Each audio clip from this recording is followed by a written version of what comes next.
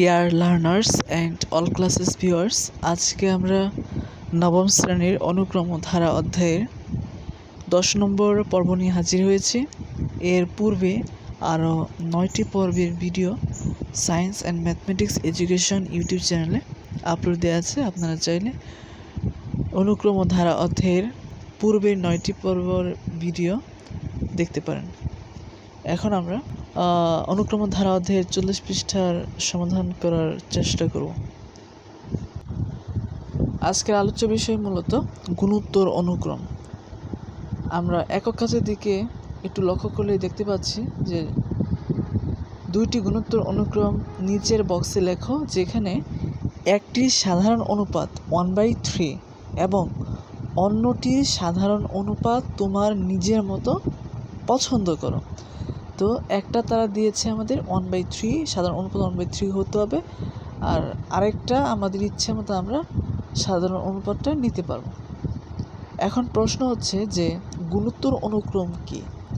গুণোত্তর অনুক্রম হচ্ছে যে কোনো ধারার যে কোনো পদ এবং তার পূর্ববর্তী পদের অনুপাত যদি সমান হয় তখন সেটা হচ্ছে গুণোত্তর অনুক্রম।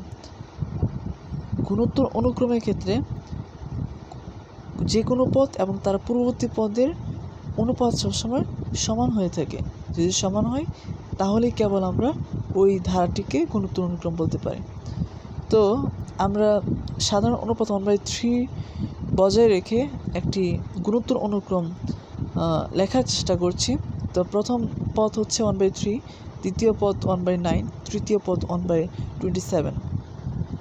ভিউয়ার্স, আপনারা স্ক্রিনের দিকে লক্ষ্য করলে আপনারা দেখতে পাচ্ছেন যে 1 নম্বর যে গুণোত্তর অনুক্রমটি আমরা লিখেছি, এই গুণোত্তর অনুক্রমটির দ্বিতীয় পদ এবং প্রথম পদ যদি আমরা ভাগ করি তখন কিন্তু এটার সাধারণ অনুপাত 1/3 আসে। আবার যখন 1/27কে 1/9 দ্বারা ভাগ করব তখনও কিন্তু 1/3 আসে। অর্থাৎ আমরা এটা বলতেই পারি এটি একটি গুণোত্তর অনুক্রম।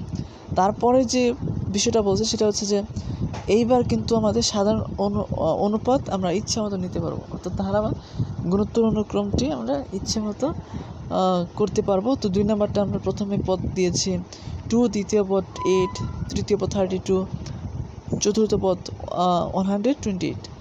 তো এখন যদি আপনারা লক্ষ্য করেন যে দ্বিতীয় পদকে যদি প্রথম পদ দ্বারা ভাগ করি তাহলে কিন্তু 4 আসে। আবার যখন তৃতীয় পদকে দ্বিতীয় পদ দ্বারা ভাগ করি তখন কিন্তু 4 আসে। অর্থাৎ যেহেতু এই অনুক্রমটির সাধারণ অনুপাত প্রত্যেক ক্ষেত্রে 4 আসছে, তাই আমরা এটাকে একটা গুণোত্তর অনুক্রম বলতে পারি।